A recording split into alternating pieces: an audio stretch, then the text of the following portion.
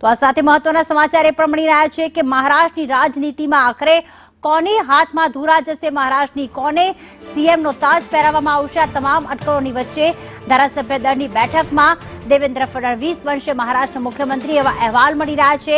ભારતીય જનતા પાર્ટીના ધારાસભ્ય દળની બેઠકમાં નિર્ણય લેવામાં આવ્યો કે આગામી સમયમાં જે મહારાષ્ટ્રની ધુરા સંભાળશે તે છે દેવેન્દ્ર ફડણવીસ, કે જેઓ પહેલા પણ મહારાષ્ટ્રના મુખ્યમંત્રી રહી ચૂક્યા છે।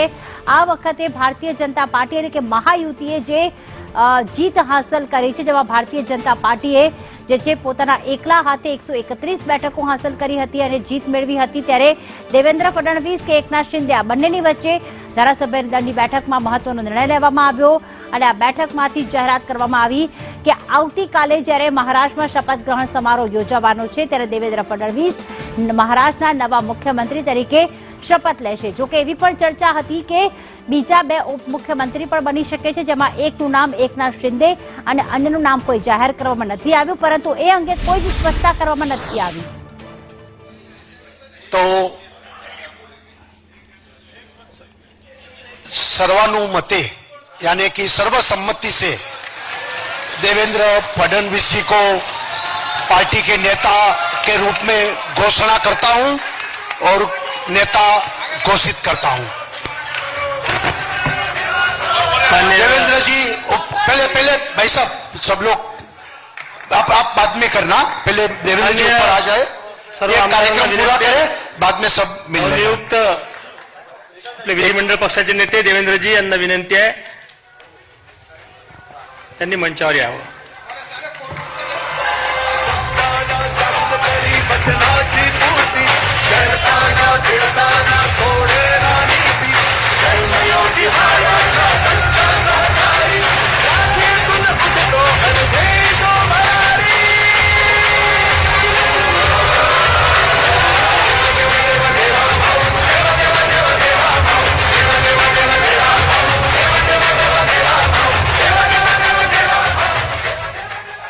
आपले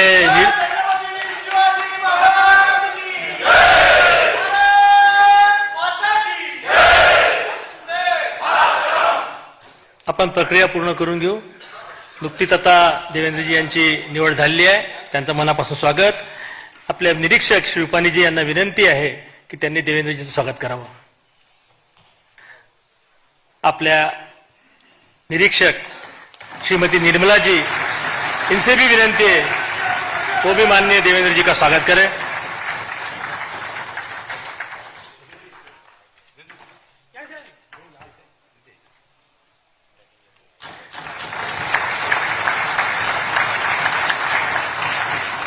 आपल्या प्रदेशाचे अध्यक्ष बावनकुळे साहेब यांना नम्र विनंती आहे त्यांनी देवेंद्रजीचं स्वागत करावं।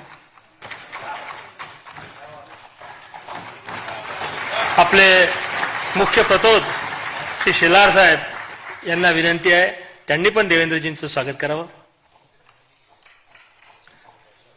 आपल्या महाराष्ट्रामध्ये गेल्या 2 महिन्यापासून सातत्यानं वेगवेगळ्या विषयावर कार्यरत असणारी आपली जी प्रदेशाध्यक्षांनी कोर कमिटी तयार केली होती त्याची आज बैठकी झाली। त्या कोर कमिटीच्या सदस्यांना विनंती आहे की त्यांनी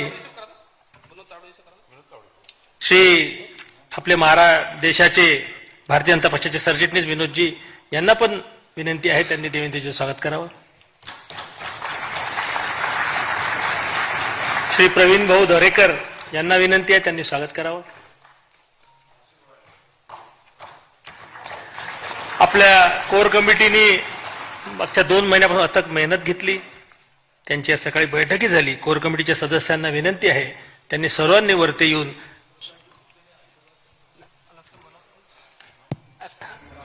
कोर कमिटीने वरती येऊन साहेबांचं स्वागत करावं। द्या दादा।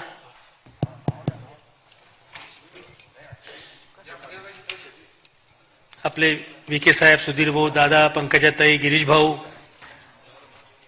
चव्हाण साहेब, ते रवींद्र चव्हाण, संजय कुटेजी,